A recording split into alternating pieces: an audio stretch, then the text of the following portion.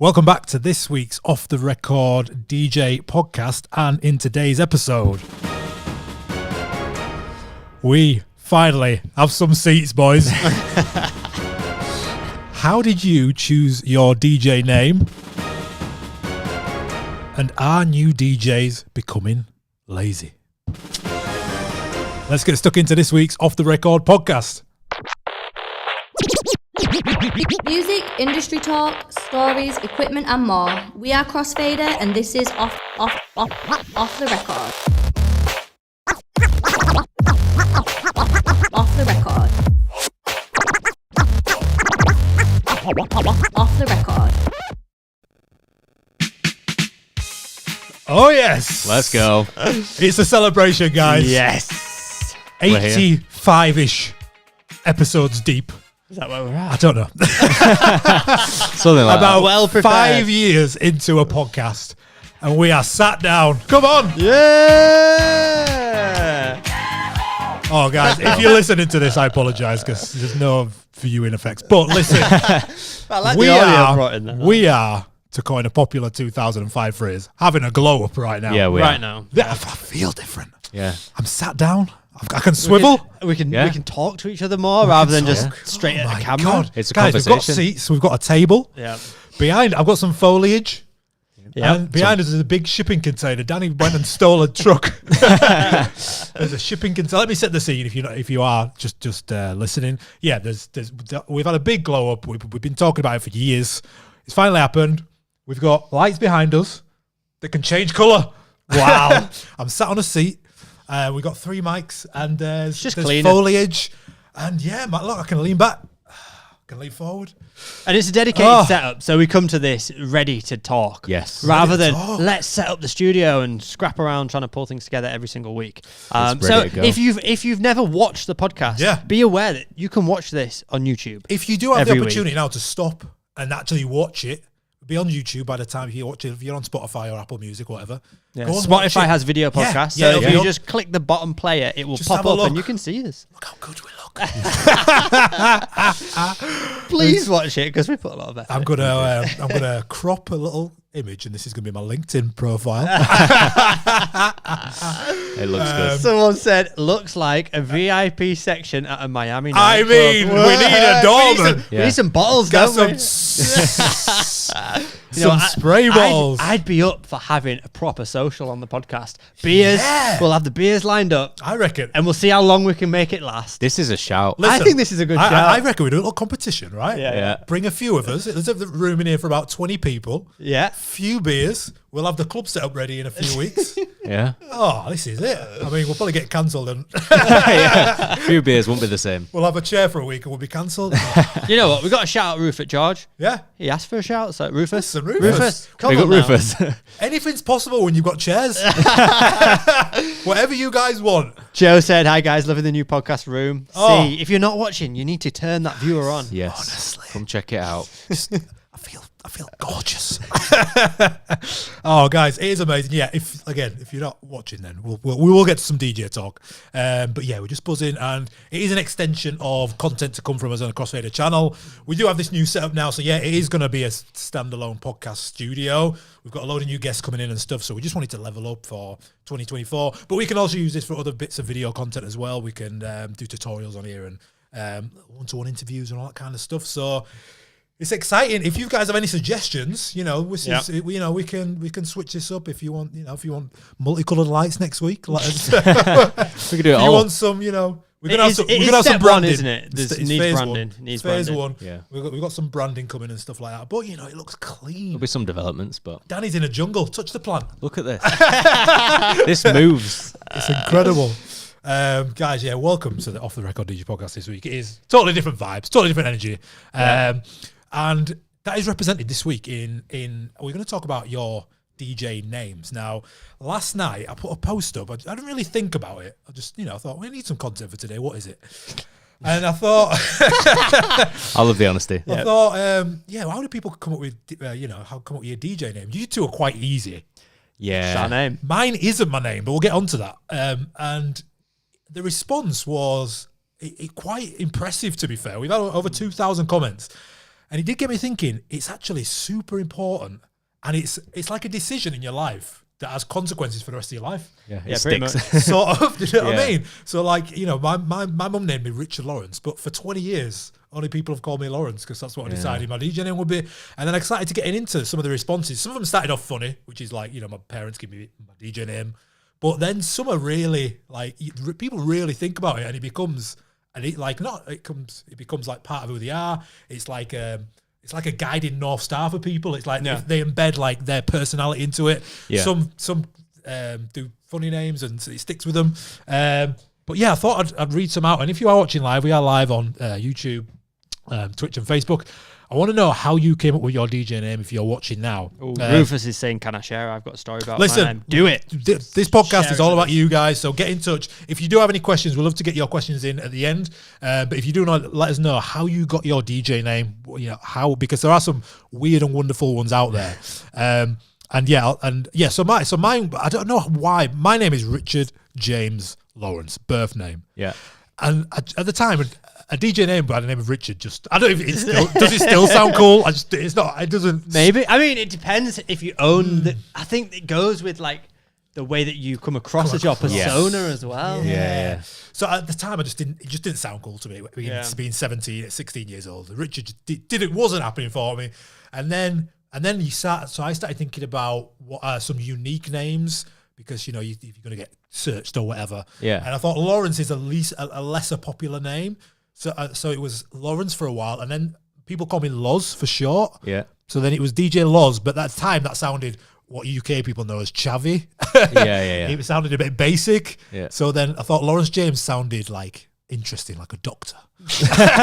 Dr. Lawrence James. So I stuck with that, and then that stuck with me, and then that's been my identity for years. Yeah. And I thought it is quite an important decision. And then there were quite a few people who haven't made their decision yet, and I thought we could help them that's out. a good one, yeah. Help them out. So if you haven't got a DJ name, let us help you out. And then if you let us, we'll also roast your DJ name. Which I like to say, so on my front, yes, go on. Yeah, I So always it's just not- call myself Jamie Hartley. Yeah. That is my name. Your And do you name is know why James. though? Go My on. name is James. Yeah, birth name's James, but I've been called Jamie my whole life.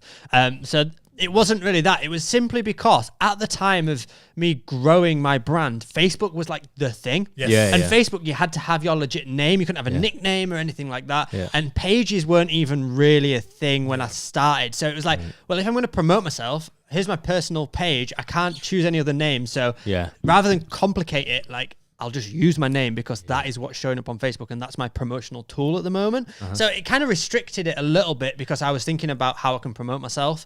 But nowadays you can definitely be more creative than that. Oh, for sure. Yeah. Because would Dead Mouse be Dead Mouse Yeah. without that name? Would Marshmallow be Marshmallow? Yeah. Maybe, maybe not. You know, Yeah. there's lots of great DJs out there that are just using their original name. Yeah, for sure. It's Yeah. fine. Yeah.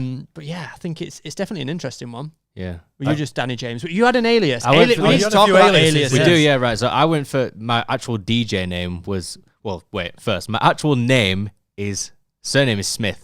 Yes. Which is the most common name in the entire world. I promise that we haven't just all changed our name to James. No. for the sake of We haven't. So my name is Daniel James Smith. So I went with Danny James. Everyone called me Danny in school, so Danny was it. Danny James, went with that. It's a British name. Yeah. Someone said once to me, though, like, why didn't you call yourself Mr. Smith as a DJ name? I was like, that's the worst idea I've ever heard in my life. Googling Mr. Smith. Well, someone said, like, in reference to the Matrix film, Yeah, you know, yeah, you got yeah, Mr. yeah. Smith. I'm like, Yeah, that is yeah. terrible.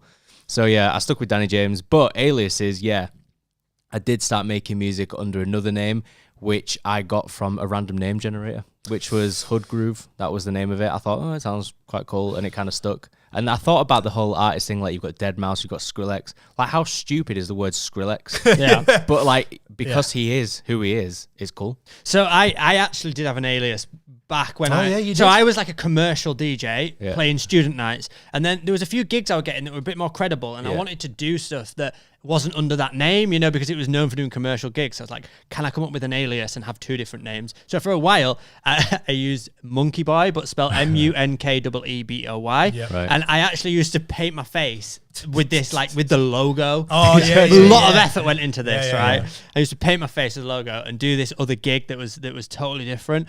And that was like, I just lent into it. I was young. I was like, this is different. And it was just a fun thing to do. Anyway, that fizzled out, but I really liked the brand and the name Monkey Boy, and I actually set up my first company as Monkey Boy. Yeah. Right. And I used to do big posters, and it was just simply this like graphical monkey logo, and it was just the website, and I just kept it super, a bit, Like minimal, mysterious, what is this about? intriguing. And we ran a few events under that brand, Nice. which had different names, but that was like the company name. And then again, that fizzled out, and Crossfader was born. But nice. Yeah, a DJ friend of ours, similar. He had 3 different DJ names because he was playing He was playing 3 different brands of music. Yeah. So it did work at the time. I think it's when you start to do aliases, especially if it's a DJ, because we get asked a lot. People play different types of gigs. If you're like doing corporate stuff, then you want to be a club DJ. It's quite a good idea to maybe separate the two, because you don't want to be going to and doing like your student venues under if you try to be a tech house artist. I get that. Yeah. It's just very hard to maintain. I don't know anyone who's sort of maintained both names for like a long period of time, like successfully. Yeah. So you want to try and make it all in one if you can, but I'm sure there's reasons out there. So I've collected a few, and I've got a few to add from the I've got the a few live from audience. Instagram, which are great. Which again, I was going through and I thought it would just be a funny game. Yeah, but yeah. it's actually really personal to people. Some are hilarious. Yeah. Some I put, how did you come up with your DJ name? And the first comment was, I thought about it. Amazing. So we've got I just added my favorite ice cream to my nickname. Right. And it worked out perfectly. Been using it almost 10 years now. And my artist name, and I'm still not being bored of it. My DJ name is Ella Stracciatella, which I assume is a play on Nutella. I don't know. Maybe that's an Italian It sounds like an Italian sort of Italian ice cream. Stracciatella, is it? Stracciatella is like a flavour, isn't it? Is that what it is? I don't know. Yeah. We're so uncultured. DJ Avi Knox. Avi means voice. Knox means night. Voice of the night. Oh, okay. See, people really get into this. DJ 1210 put guess. Right. We get that. Here's a good one. So my name is Christian. So that's how I got the first part, CRI. And I wanted to be creative. I also play pool. So that's how I got CRI8, which spells create. I like it. At least there's creativity going into this, like some thought. Yeah. This is a good one. I took a hit of acid. Oh, hello. took some more stuff at Burning Man many years ago, and Glittercraft was born. I love it. I love that. I love that. A Starbucks person butchered my name, gave me the name Memek, so that's where the DJ name was born. That's amazing. quite like that. Just lean into it. Memek, That's pretty good. I love that. This is a good one, like a really personal one. DJ got a strut, right? I used to wear heels daily and everywhere, and had this crazy bounce when I strutted. I used to walk fast and a bit weird, and people used to hang on to it. I became when I told my friend the name, she said she likes it, and she was going to start calling me the same thing. I became a DJ. My first teacher asked what my name was going to be. So I was like, got a strut. It always reminds me of who I am, and not to let people try and force me into playing small. See, people it becomes you, doesn't it? It does, yeah. And Like I think it I love proper, this idea of having. You don't always have to call yourself DJ something. No. And this is where like Barry can't swim. It's just a phrase, Yeah. and it starts to build a bit of an idea of what that person could be about. Yeah. So I think definitely trying to tap into some of your personality and bring that into your name is huge. Yeah, It's for absolutely sure. huge, because it goes beyond just a name. It becomes a brand, doesn't it? Yeah. Yeah. Absolutely. We got some there. Oh, we've got loads here. Let's go. Right. So Rufus George said that his name, Rufus George, is the names of both of his cats. All right, Nice. okay. There we go. Yeah. I like Original that. name is Will, though. DJ Kiko. Family called me Kiko when I was a kid. Standard. Nice. DJ Frozen. I got mine from Madonna's song Frozen, since it's one of the songs that made me love electronic music. Okay. Which I think is quite a good one. You know, if there's something particular in the music industry that really got you into music, Yeah. is there something you kind of attach to that? It's quite cool. This is a longer one. Oh, I don't think I can get it all on the screen. So Ken said, my DJ name is DJ Low Cash. It was from my nickname through high school. I used to loan money to people that needed it and charged interest. Oh, so the wow. idea behind the nickname my God. was when you were low on cash. Go see me. Let me put it back on the screen. He said, always just stuck. And when I started spinning, it was just a natural fit, which I love. And then he said, I did end up getting the word low cash tattooed on my forearm while I was touring. Now 36 years old, 4 kids later, typical suburban dad with the word low cash tattooed on my arm. You and me both, brother. Kind of weird now. I still spin for fun now. And yeah, he's got low cash. Cool story. Tattooed. We've got a couple of more. Mine is Ramcom, because of my name, obviously. It's Rami Armali. So Romcom. I like the puns. I always think they're great. DJ Crossfather. Crossfather? Yeah. I like that. Yeah. There we go. I'm into that. Someone DJ Orca, but spelt instead of an A 4 at the end. It's a bit like a license plate. Yeah. Yeah, you can have fun with I do that. like a funny name. I quite like a funny DJ name. And play on it. Yeah. Well, Jamie, I've decided that your DJ name's boring. So I found a DJ name generator online. Yes. So what we're going to do is we type a genre in, we type in a vibe, and then your name. Right. So I've typed in open format. Yeah. Put the vibe as, what should we put, like hype or what's Jamie's vibe? Jamie's vibe. What is his vibe? Chill. Chill? It's quite chill. Yeah. I'd say Should you're we a put pretty chill? zen guy. We'll put chill. Yeah. We'll put chill. Oh, shit. Yeah. Oh, no, I've gone back. Chill. Challenge yourself. So can you just put like crowd one... pleaser. I need to sign up for an account. Try to please the YouTube audience. I remember when I first got my name, Lawrence James. I remember just being like, when you name yourself, you're like, right, here we go. This is the start of it. I'm pretty sure before I even did anything, I like registered like, everyone did LawrenceJames.com. Yeah. So no one steals it. And all, But again, that was before like social media was a thing, so you kind of had to have a website because it was a bit weird if you didn't. But even though you didn't really do much to your website, it was like a business card online, wasn't it? Just like linked everyone. Yeah. Yeah. SoundCloud was a big thing. It still is, but like that was kind of like your CV before even you promoting yourself on Instagram and stuff.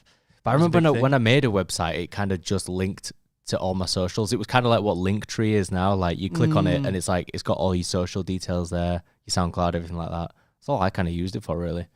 How are we going with this generator? Have we got it? No, he wants me to sign up. Right, we'll come back to it. Right. Forget the generator. I don't want to sign up for that. It'll probably come out like DJ Bird or I've got a good one something. here. Yeah. So Lee B said he's called Lee Z, like when you ordered DJ EZ from Wish. Oh, yes. I like that.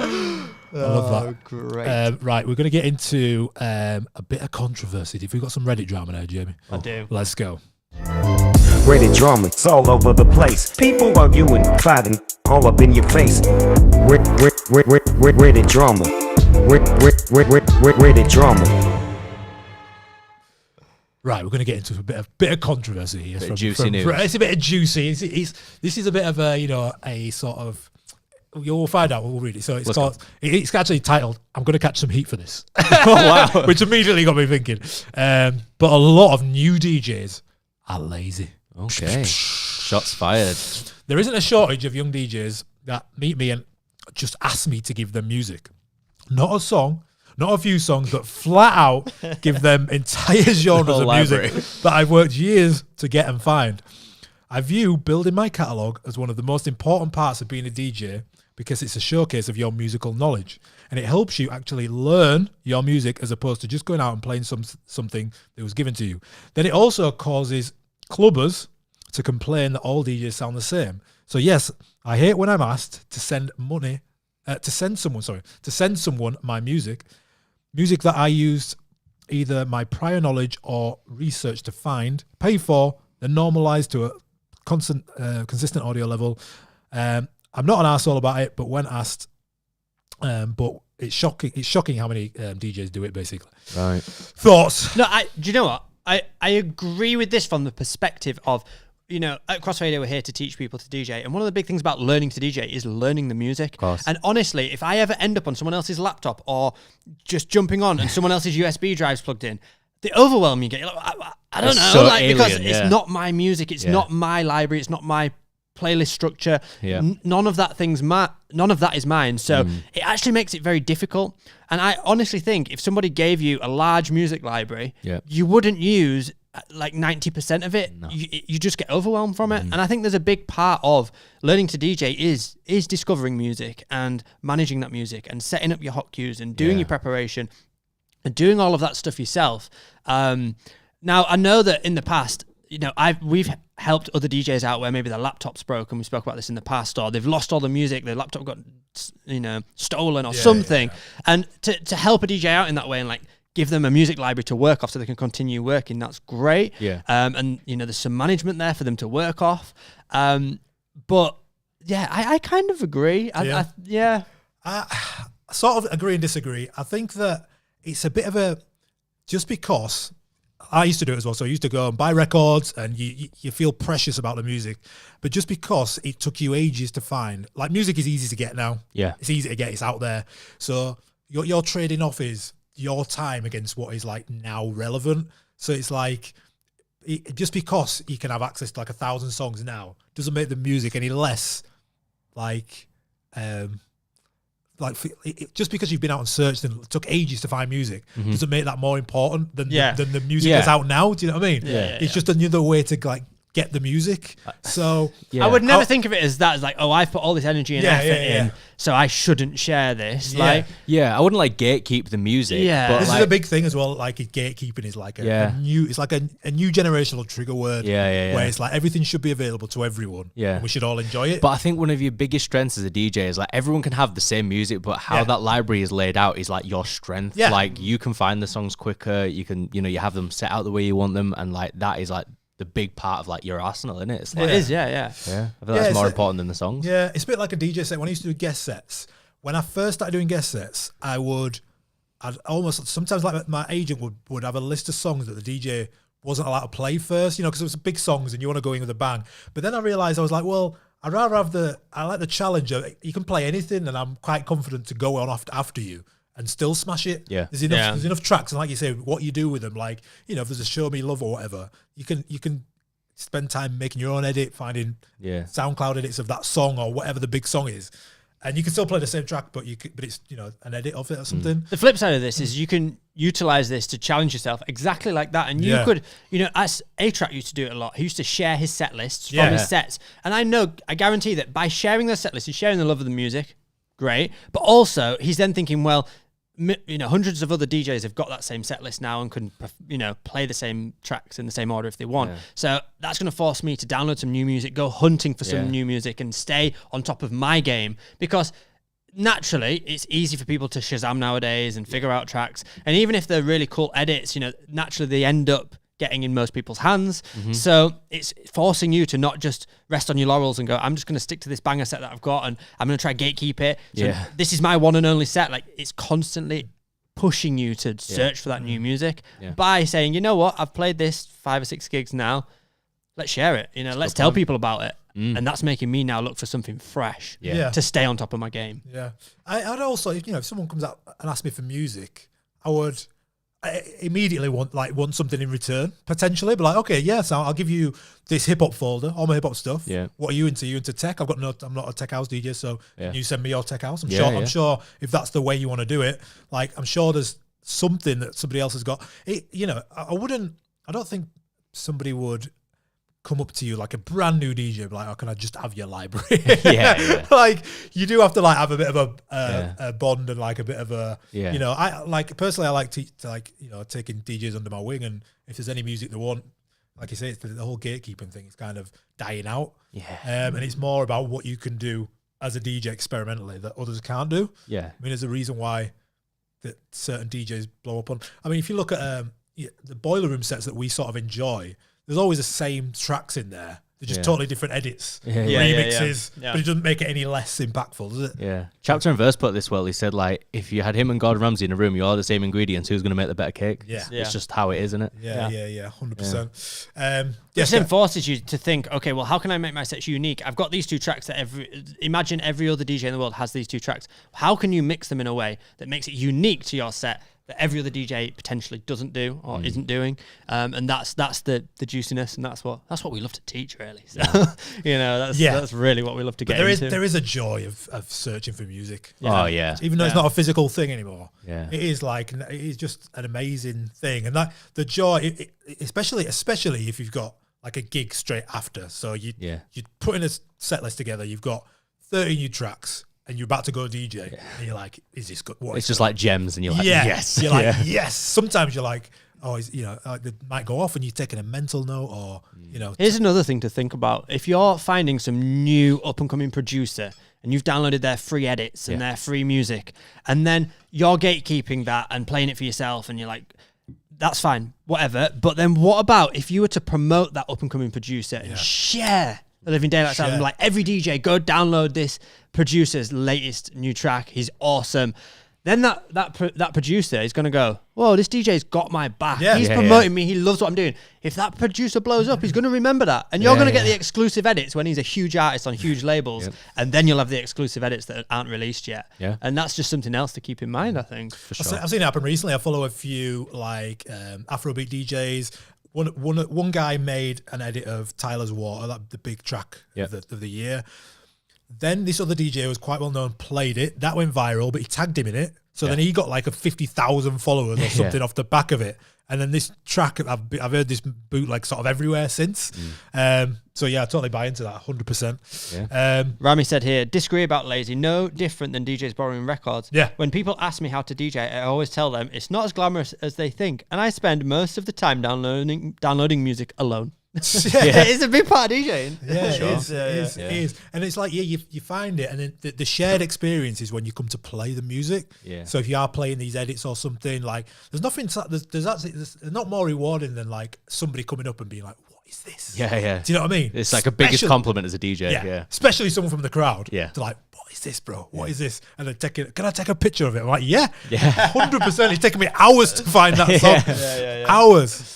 I find it amazing. So yeah, I think gatekeeping is a bit of a thing of the past, and I think that there's more benefits coming out of collaboration than there is of like holding on to it. Because what are you even holding on to it for? Do you know what I mean? It's only going to date and become overplayed, so you might as well just let it go. There was like when I was DJing in a certain circle, there was, and there will still be, limited amount of gigs. So there is this kind of like mental thing where you're like, well, if I give someone else my entire library, there's no different barrier to entry. They've got all the music they need.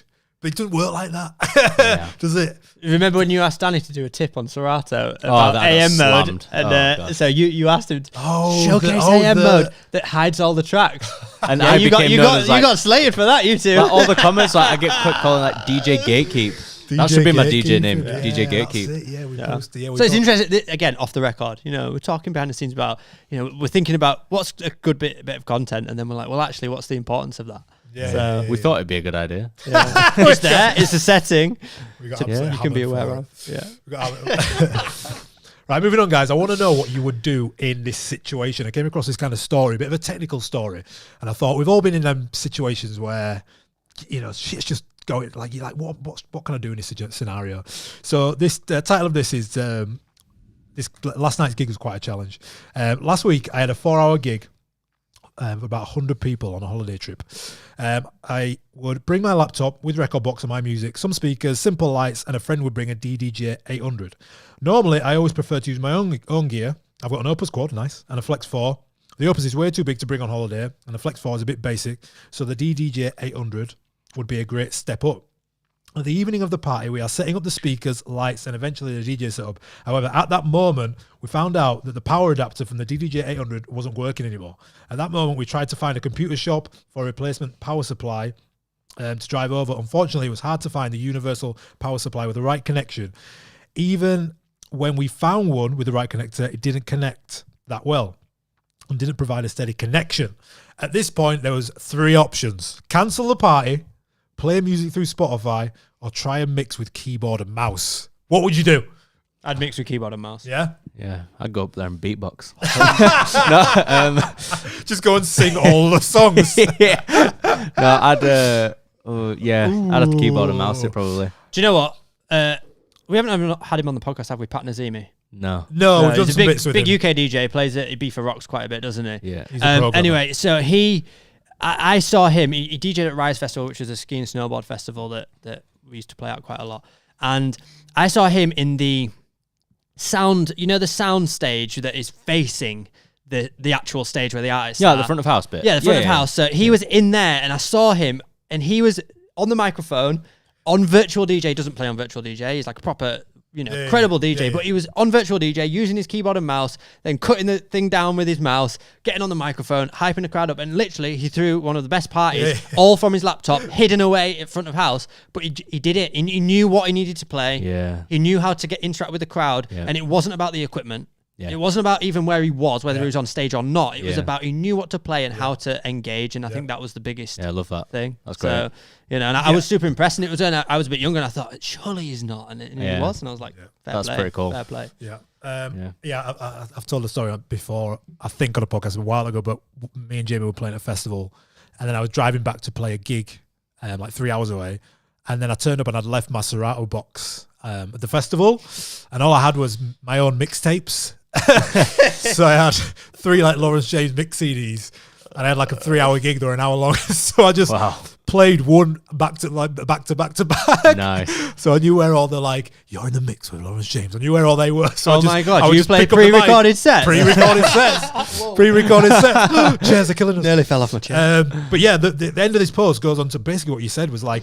In the end, it was a great party. He did use his laptop and his and his mouse, and he said in the end we had a great party. Maybe not the best transitions, obviously, but the whole group enjoyed the tracks, and I'm very happy how it turned out. This party just confirms that again, mixing skills and gear are not the most important thing. No. It's all about track selection and knowledge, for sure. 100%, 100,000,000%. Which is what we talk about. Searching for tracks and searching for music and things like that. That's absolute priority number 1. And for the tech people out there, like this is one of the big arguments that people always have when manufacturers release new products is about whether the power is inbuilt or an external power brick. And that's where some of those Pioneer DJ controllers, it's this external power brick that it's unique to them, and you've got to have that specific brick. Whereas if it's built-in power, you can just have a kettle lead that goes straight in, which is a very universal plug that you can easily find.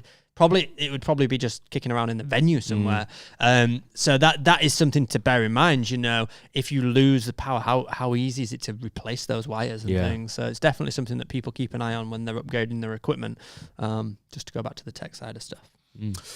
Right then, shall we have a game? Yep.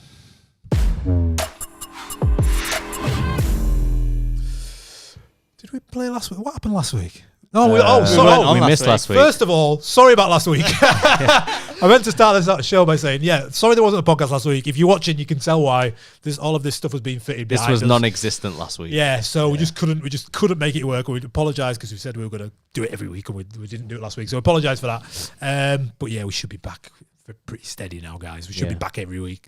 The week before was with Blakey. I missed that one. Yes, we did Blakey. Oh yeah, Blakey played. Did you play a game? Yeah, so it is Crossfader Chart Challenge. If it's your first time listening, Jamie and Danny are going to work together, and they have a chart of 1 to 7. Do you want to get the? Yep. They've got 1 to 7 spaces on their chart, and they're going to sort of basically blind rank these tracks in order. So once they go into the chart, they cannot be moved. And they've got 7 spaces, and this week's theme is UK Garage Classics. I was hoping it was going to be UK Garage. Yes. Oh, but actually, very hard. Very hard. I just looked at these 7 and I'm like, honestly. No. This is really tough already. I know it is. So, sound up. Oh. Whoa. This is going to be so hard. All right, okay. First one. And I chose this at number 1. This is my... Really? Already? Yeah. So this is my favourite garage song all time. Ever? I was making my wedding playlist and we get to choose the band to learn one song. I was like, could it be this one? Maybe this one. I'm putting this no lower than number 2. What's better? I love... nothing more than... No, because if you play it... That is MJ Cole, Crazy Love for you. That is personally, I'd say MJ Cole, Sincere. That's like up there for me. Yeah, but is it on here? This is good. It is good. Battle Wookie. That could be to come. That was in my head earlier. But then there's like, you could go a bit more obscure, like Groove Chronicles. Man, there's so many good ones. Do you know? Right. Do we dare just go straight in at number 1, or shall we just go number 2? Just. I would be happy with it. 1 or 2. I'd be happy with it. Number 1.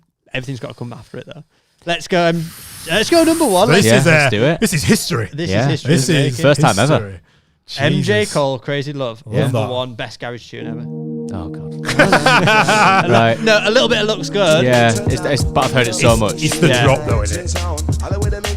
I think it was this. I had a mad like dubstep remix of it that just switched at the Yeah. drop. And I'd put this pretty low. I'd be happy with this at 7 or 6, you know. Really? Yeah. I've just heard it so much. But I what's love the it. other Look and Neat song that's Can't there's a little bit of Look and remember the name. shall we put that at 7? Yeah. Sorry- Okay, this sorry, is guys, good. a We've little- got the top and the bottom one sorted. Yeah. This is the opposite of what we usually do. Yeah. DJ Look at MC. Yeah, usually these are the last places. By the way, if you're listening to this around the world, this is like UK our garage to soul the right world. now. Yeah. UK garage to the world. Do you know what I listened to 100%. yesterday? Go and listen to some UK garage. I haven't heard in so long and I forgot how good of a song it is. Disclosure Control. Like one of their first ever Yeah. releases. Yeah. Oh, such a good garage song. Like everyone go Run check It, that out. Disclosure Running. Yeah, their It's, remix. Yeah. Look at this. So good. If you're a new Fred Again fan, all influenced. All Yes, influenced. everything. All of it. All right, next one. Oh, It's great to play out. Yeah. A bit of Rip Groove. There's so many like edits of this as well. banger. Such Banger. a banger. And it's so good to like mix with something, Yeah. just a big drop. Just drop in something, yeah, with a bit of Slam- vocal. Yeah, slam something over the top. So, see, this is a different type. If I was in a club, I'd prefer to play this over Yeah. MJ Cole Crazy Love. Yeah. Right. But if I was just chilling at home, I'd be like, it gets a bit repetitive, and I'd you're say like, 4 or 5. yeah, Would think 5? 5, Yeah. 5. 5. Rip Group, double I'm- 99. Yeah, I'm so jealous of anyone who hasn't heard these songs before. But like, Yeah, imagine hearing these for the first time again. yeah. Right, you know what? I'm gonna do an old school garage. Oh! mix. Let's Oh, go. let's go. Let's educate. Yeah, when that club setup's going, yeah, Ooh, yeah. let's Yeah. do it. Next one. Anyone watching? There's gonna be a club setup over here. Yeah, I love the song. So battle. The drop of this is sick as well. Oh, here we go. Woo! Get some air horns for Get next out. week. So this is Battle Battle Wookie. by Wookie. Battle by Wookie. Don't know what you're saying. 4? Lower? 4. 6? No. 4. 4? Yeah. Yeah.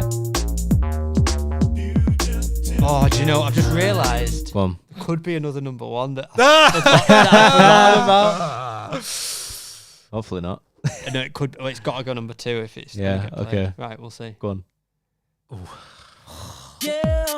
Oh no. Oh, So many times, just too. yeah, It's too like it much. is. Yeah. I've heard it too many Yeah, times. 6 this. It's, yeah. If It you're was, from, it was my favourite song when I was like 14. yeah, you if know? you're from Leeds. Yeah, it's like a rite of passage. Or something. Yeah. Who remixed this recently? Was it Joe Corey? Who did like Someone a? remixed it. It was like a house. Was it? Never know, Joe. Yeah, it was like a house version, wasn't Right, we've got 2 and 3. Like that was Monster Boy. Sorry, right? there? Yeah. We've got number 2 and 3 left. Okay. Stressed. Oh. Gabriel. This is the one I thought could be number 1. Yeah. When I just said Yeah, then, put I was this like, at 2. this could have been number 1. 2. This, I still put this on and just like close my eyes. The and ultimate like chilled garage track, like just Roy Davis Davis Jr. Jr. Gabriel. yeah. Right. Those This- like little trumpets that come in. Oh. Oh, there's so many tracks that just come into my mind. Yeah. now. I just. Yeah. Sorry, It might have to be like we'll an get into that. hour-long We'll get garage into- set on YouTube. Yeah. There's it. This is when I used to tune hunt so hard, Yeah. end up down some mad forums where people have got like the high quality versions of some old Yeah. Oh, yeah. classics that are like B-side remixes of Yeah. obscure garage tunes. Like, yeah.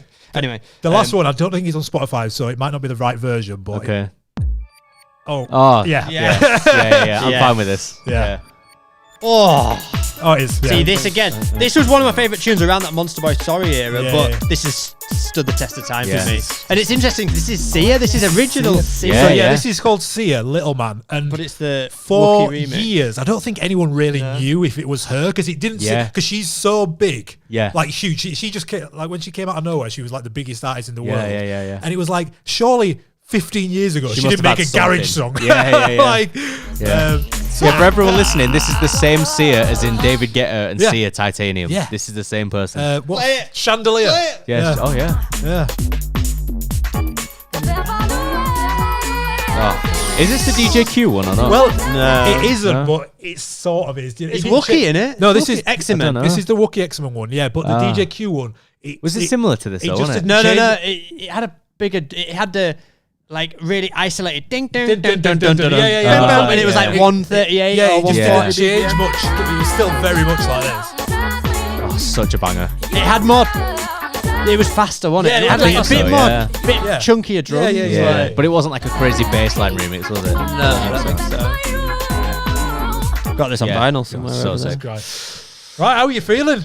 Good. Good, You you know, know. Varesso on YouTube said, I feel like it's 2008 and I've loaded up MSN. Yeah. Yeah.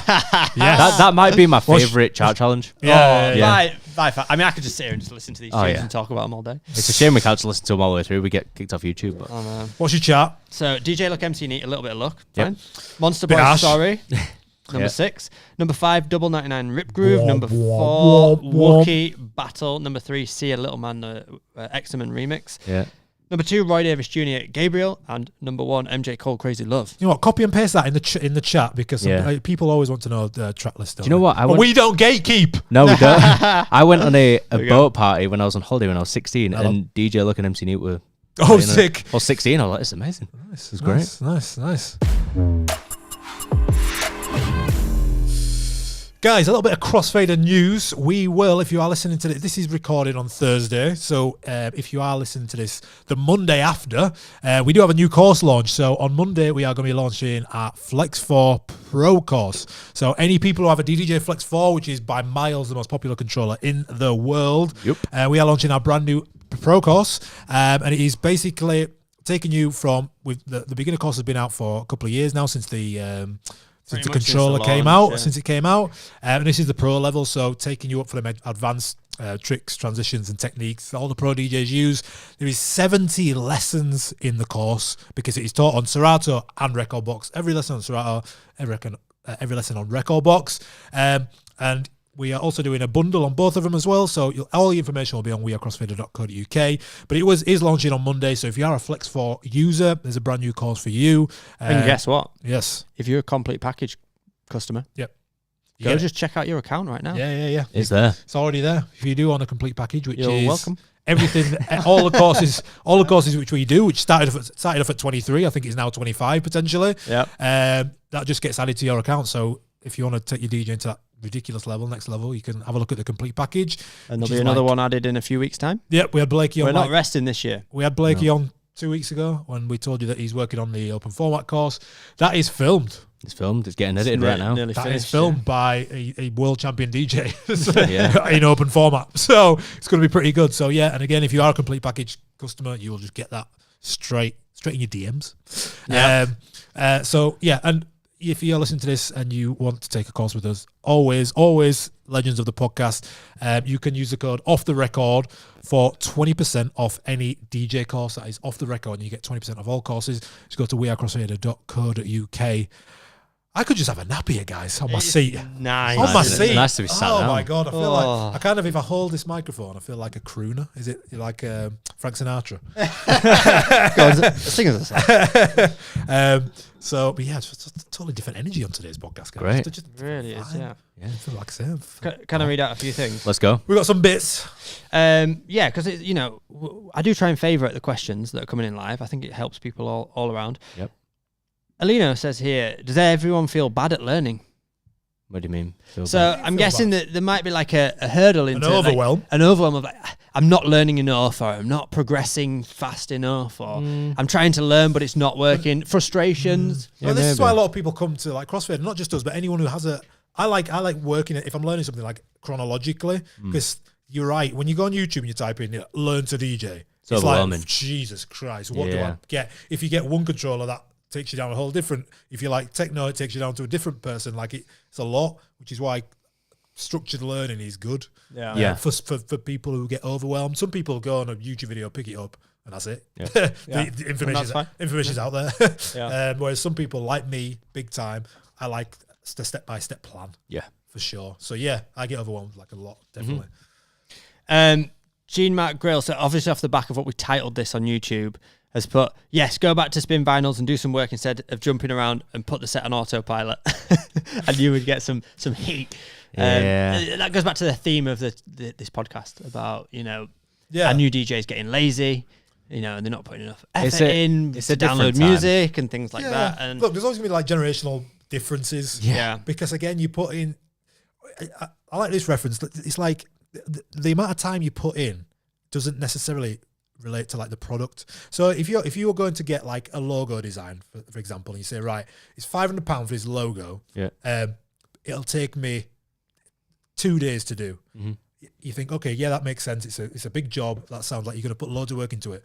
But if I said to you that, yeah, it costs you £500, I'll do it in 2 minutes, you'd think that you'd be getting a lesser product. Yeah. But what if I've got, 10 years in design? Yeah. And you could just do it in 2 minutes. Yeah, and I can do it in 2 minutes. Yeah. So it's like the time trade-off doesn't really make sense. You're paying for the years. But I get why you feel precious about the having to search and build up a library over years and years. Yeah. It is precious time, and I get that. It's just a bit, the way you access music is just now, a totally different side. The way you learn to DJ is different. You can learn in a day, probably a day, if you put your mind to it. It's, it's not 2 vinyls on it's months of beat matching practice. Yeah. It's just not how it is. So yeah, it's always gonna be generational differences. For sure. Yeah. You know what? A lot of love Yeah. in the comments for the new setup. So we appreciate that. Love that. It's nice. We put a bit of effort into this. And it is going to keep evolving, every week a little bit more, a little bit more. I'll still be sat here. I'm not moving. I'll still be sat here next week. This is your desk now. Yeah. We're just going to leave this camera running and we'll just, have like a... We'll do everything here. Yeah. When there's something to talk about, we'll just come down, jump on. So this will be live all the time. No, it won't. But yeah, thanks for tuning into a new set. Thanks for the comments on a new set. If you can, try and watch it back or pause and, watch it back on YouTube, or it'll be on Spotify video as well. Yeah, really appreciate you guys. And we'll be back same time, same place next week. New setup. Peace out.